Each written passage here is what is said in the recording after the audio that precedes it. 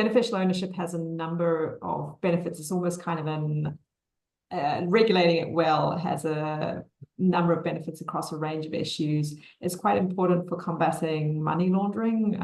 Money laundering is quite a large problem, and because New Zealand has a relatively good reputation as a non-corrupt country, we actually attract money from offshore, from the proceeds of corruption, where people want to bring their corrupt money into New Zealand, because when they take it out again, it sort of looks clean because it's been through, this clean country. So we kind of are part of global money laundering networks.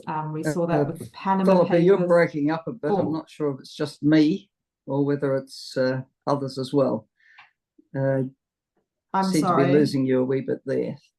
I'm just sorry. me. Okay, carry on. Might be my network is not great.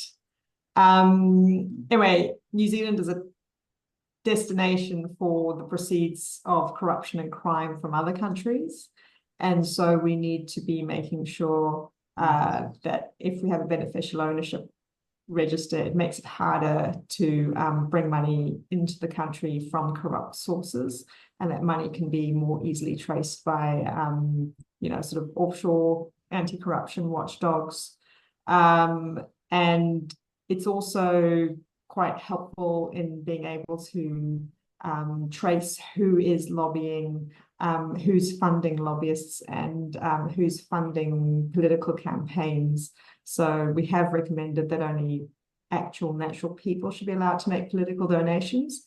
But at the moment, for example, we have restrictions on offshore people being able to donate to elections or political parties. But those restrictions are very easily circumvented by setting up New Zealand companies to donate through, and having transparency around beneficial ownership means that we have a better idea of who's actually donating to political parties, because sometimes you'll see an electoral return and it just says, ABC Company Limited, and nobody has any idea who they are because they're owned by XYZ, who's owned by 123, and just goes on and endless chains. So it is quite an important issue. It was on the previous government's agenda. I believe officials got as far as drafting a bill, but the current minister dropped that in his review of the Companies Act. So that's a bit of a lost opportunity there.